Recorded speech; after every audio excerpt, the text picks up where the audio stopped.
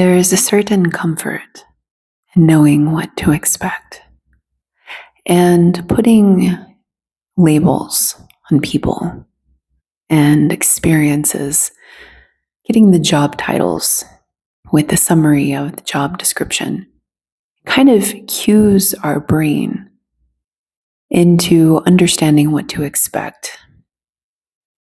I found that there can be a pathological association with certainty. I myself have struggled with it in the past. In fact, I became a scientist in part because I was seeking the truth with a capital T. The truth. And I was absolutist at that time, very atheist and maybe not so much atheist, but agnostic at that point. And I knew that there was an absolute truth out there, and I thought that science would have it. And I was frustrated by people in general and systems that I observed faults in. So I pursued what I thought was the righteous path of information, of facts.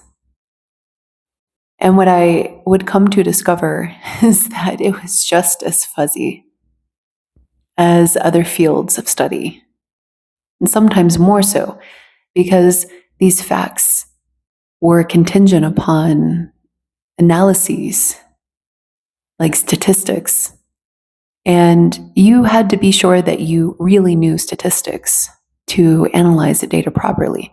Because if you selected the wrong test, then all of your findings could be null and void. But thankfully, there's a whole system of academics that teach you, even though statistics is one of the least grasped subjects in many scientific fields, not all, but many, there are guidelines and peer-reviewed studies that help things along. But what I found is that there was a sort of complacency that came along with that, where people didn't always challenge the status quo. And everybody would kind of follow suit if it made sense. When data was particularly complicated or when it didn't fit into the normal modes of what to study, then it was kind of like throwing your hands up in the air and saying, I don't know. Let's try it this way. Let's try it another way. Let's get a consultant. Who knows? They don't know either. Well, let's figure it out. And all of these papers that come from this body of engine of science, most of them you don't have to think twice about the data analytics because it's relatively straightforward. But you do have to think twice about the criteria of the experimental design and how some data are excluded and others are not. And you do have to have a critical eye for the error measurement bars because sometimes people can still come to erroneous conclusions based on a faulty experimental design. And so you can't just take a scientific paper on faith, but there are some key indicators that allow you to relax a little bit. Does it come from a good journal? Check. Does it come from a reputable institution? Check. Does it come from an R01 institution? Check. Does it come from a thought leader? Check. And all of these green signals will let you sort of take that hypervigilance, that over scrutiny that you might comb through a graduate student's paper with, or even a master's student's paper. And it allows you to sort of loosen your hand off the wheel and accept a little more readily, but you're still trained to be hypercritical, as all good scientists are. And so what you find out at the end of the PhD rainbow is that it's actually not as certain as you think it's supposed to be. Science, that is. And all of these facts that we disseminate down into academic textbooks are really somebody's idea, an opinion leader, an important thought leader. I'm not diminishing their value. But when you go up the ranks of the ivory tower, what you find is that there is a tier and a hierarchy. And depending on where you're at in the hierarchy, you write the books, you write the curriculums. It's true, sometimes at the entry level, the curriculums are given to you. But at the graduate school level, you are the expert. Nobody tells you what to teach. You sign up based on your field and your specialty, but because you're the expert, you literally sometimes write the textbook that you give to the students. And when you understand how knowledge is disseminated, what you realize is that a lot of people misunderstand what it means to be factual, even history. Apparently, and I just recently heard about this, apparently there's this big push to eliminate some of the historical documents and findings from the American Revolution. Apparently, they're taking out some of the more politically insensitive data points, revising a collective narrative to be passed down to future generations, prettying up our mistakes. And on TikTok, there's this historian that apparently compiled a database of this time period and was hired to do so. And his website was taken down. It was actually deleted. Talk about getting canceled. And he was like, well, at least I still have the data. I'm going to publish it separately. And so even this idea of history and factual things that have happened, as we learn in middle school, we learn these dates, we learn these events, we learn the important people. Even that is suspect and fuzzy. There's other reports of this too. I saw another TikTok about a similar thing happening in the UK, and this whole research project getting started because apparently there was a king that was out of place, and all of the descendants from this king didn't make sense when they were circling back to try to figure out what really happened, almost as though history had been revised a long time ago. So history and science, with all of its factual weight, is not as absolute as we like to believe it is. But there's something comforting about having things in black and white, the letter of the law. Well, you realize that a good attorney is all about changing a preposition and making the letter of the law almost invisible with its loopholes sometimes. So even that doesn't help us in our quest for certainty, but there's this illusion, like when we get married or we find the perfect job position, we somehow in our minds subscribe to this philosophy that this is it. You pick a career, this is what I'm going to be. I remember really struggling with going to graduate school and making that decision because I was a professional photographer at the time. And I had two career paths in front of me. And I thought, is this it? I'm choosing the rest of my life. And it was actually an internal crisis for me. And because at that time I was operating from this lower position of consciousness that assumed if you picked something like that, then you had to stick with it. And I have now moved away from both. But taken the skills along with me. So things are a lot more fluid, thankfully.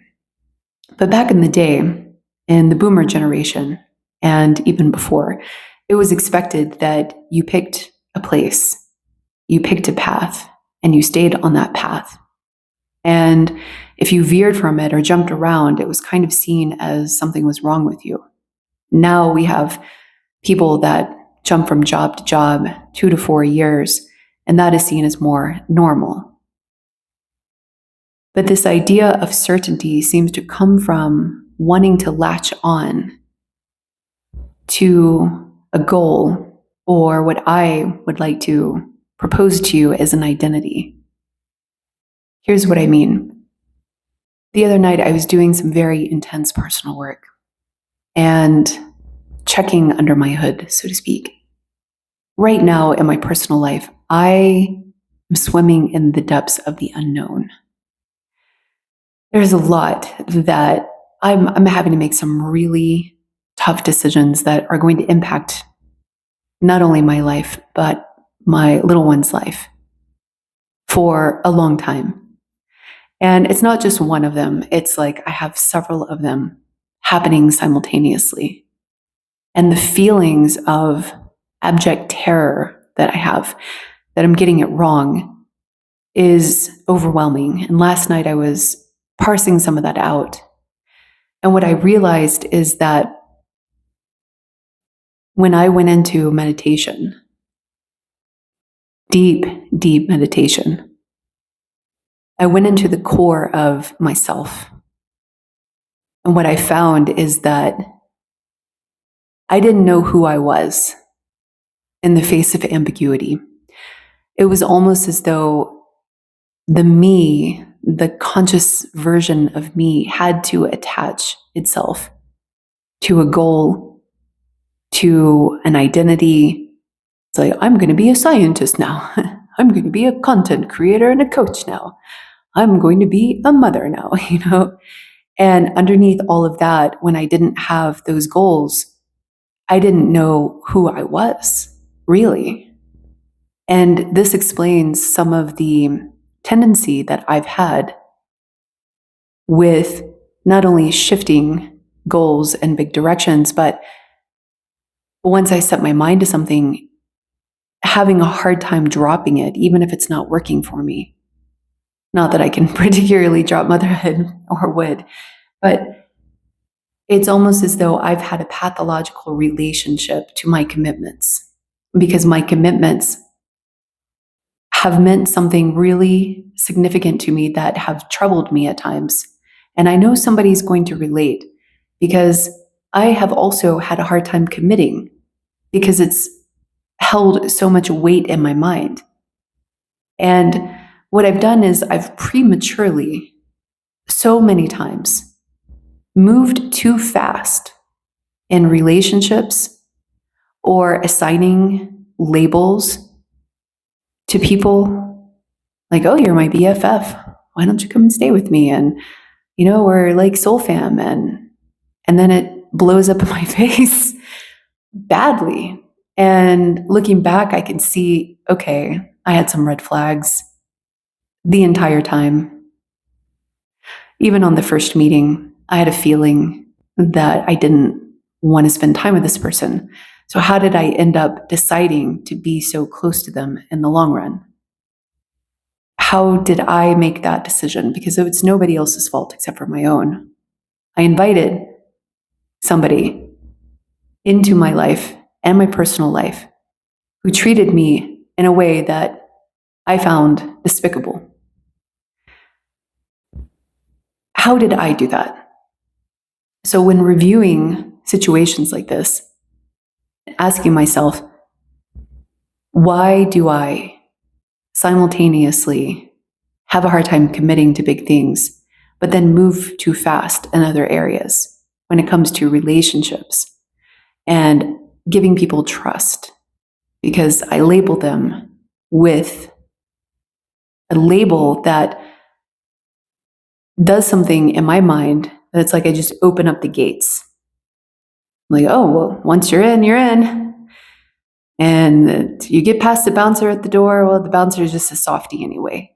And then I end up in situations that are really troublesome. And I've made some good picks. They're not all bad. But it's intriguing to me how deep down inside, it's like there's this eagerness, but then there's also this fear. Because when I sense there's some compatibility, it's like my mind starts going on overdrive of all of the future things that we could do, the projects, the launches, the adventures.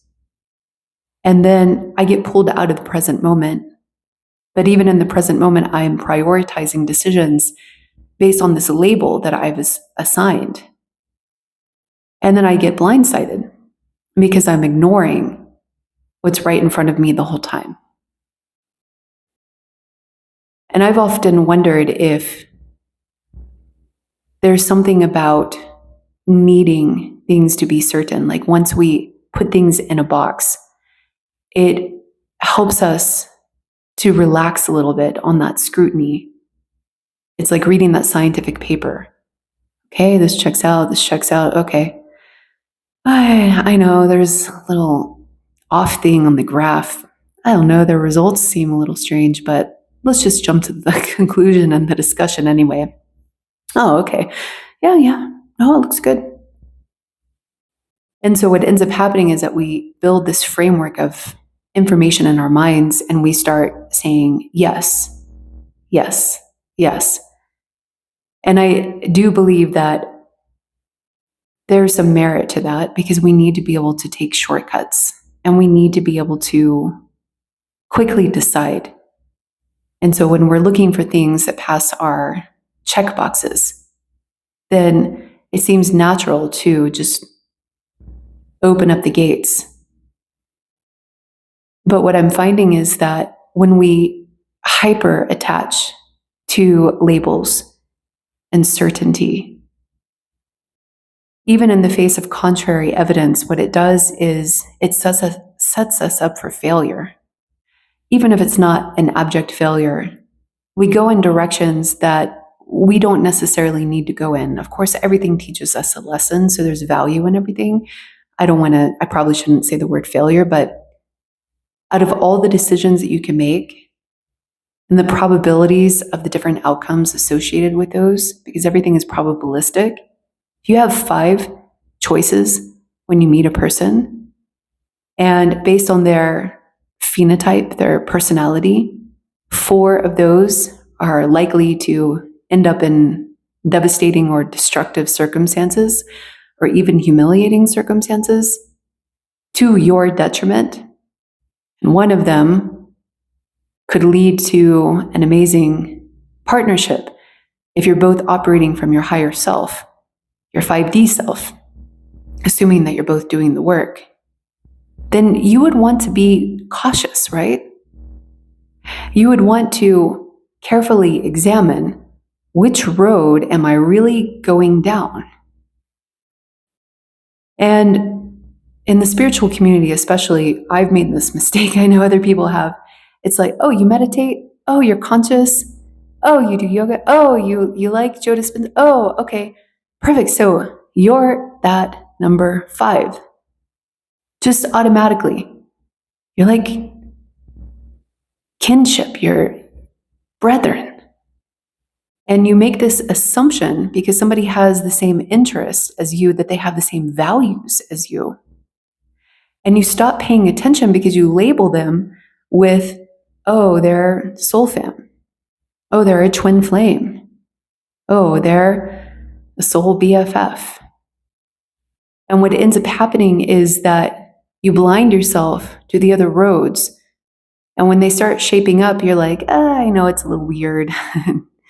I know that might be a red flag. And of course, it's just a reminder to trust your intuition, and your body always knows. But there's something powerful about the mind's relationship with labels because it wants to predict an outcome. It wants to set this trajectory and say, okay, this is our co-manifestation. And some of those labels actually disguise the truth because you're operating from this frame of reference that things are going to go in a particular direction. And what ends up happening is that it ends up blowing up in your face.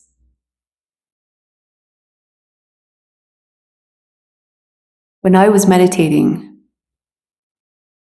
what I realized is that there's a core part of me that needs to attach to an objective. It's almost like that's how I feel in control, because then my brain can map out what's ahead of me. Because I know if I pick path A and I have decided that I'm an A versus B versus C, it gives me a roadmap of what to expect. And there's this feedback loop that appears to be booted up as a response. It's like at the core, without all of that, and being in the face of ambiguity and the unknown, I'm deeply uncertain. Deeply so. It's fuzzy in there. Almost as though the core conscious being is shaped by the people I attach myself to, the opportunities that I go after and that I receive, and the doors that I say yes to. And all of that is a compilation of my identity. And when I have that, then I know how to behave. I know how to think. I know how to be. And when you take all of that away and you don't know what the future holds, because in my situation, I don't know if I'm effing it up. I have multiple areas in my life where I feel like it's a 50-50 chance. I might be like really, really foobarring things. And there's no feedback in the universe, almost as though the probabilities themselves are not discernible to me or they haven't fully shaped up. And that creates the sensation of a deep discomfort, especially as somebody who likes to get it right and to succeed and really prides themselves on knowing what to do, on having a game plan, and then several which follow for different contingencies. To actually be in the unknown means that you are in the face of uncertainty. That's why it's the unknown. It is so horribly, horribly uncomfortable. And this, ironically, feels like the path to surrender. Because in the past, I would have tried to control, to mandate, to dictate. I would have tried to preemptively make something before it was ready. Almost like trying to bake the cake before you put the ingredients in the bowl. Well, I'm baking a cake. What kind of cake is? I'm going to tell everybody it's going to be vanilla cake, and I'm going to put some icing on it. And then I go to do it, and I'm putting an empty cake pan in the oven, expecting it to go somewhere. And there's something about our human features, and it's like as a species, our cognitive features, which need things to be in the right buckets, the labels in the right place, especially with relationships.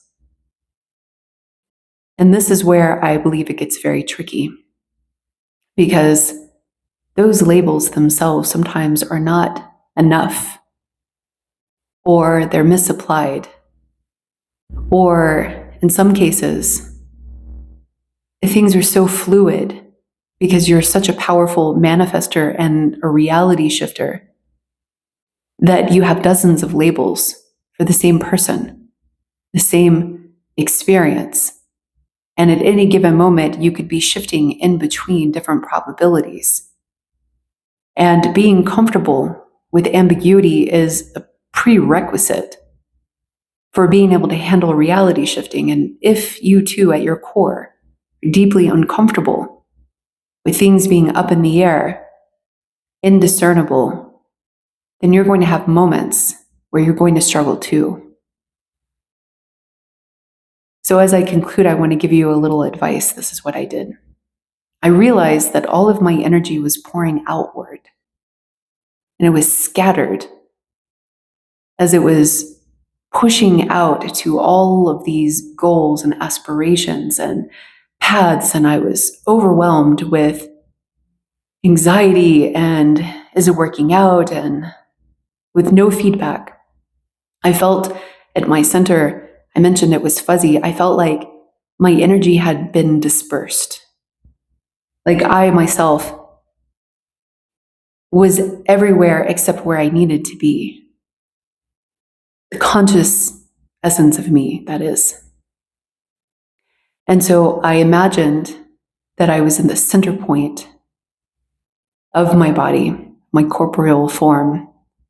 And I imagined pouring my consciousness back into a container inside me that I held no matter where I went. Because it was like I'd given myself away to all of these dreams that I was chasing, roles and identity, and then all of the contingencies therein. And I imagined pulling back that energy into this solid container of awareness that I could tie to my emotionality as a center point.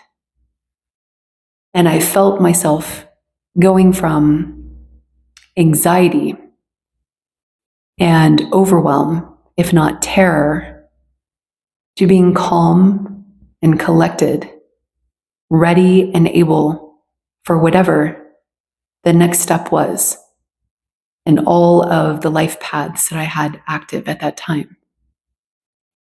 And I imagined being in the face of uncertainty and feeling that centeredness.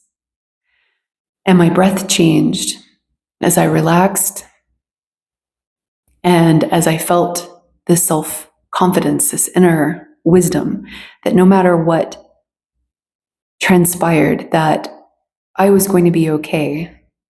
The I that I have chosen and elected to manifest as in this illusion of separation, the collection of conscious bits that is observing this material world and others with amusement sometimes, most of the time, scrutiny other times, curiosity, and concern.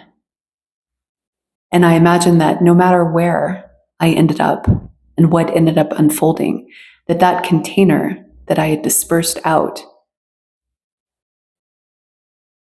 couldn't be taken, couldn't be knocked over, and couldn't be dispersed unless I allowed it to. That's when I found myself regaining center and saying, I don't know what manifestations are coming, and I'm okay with it.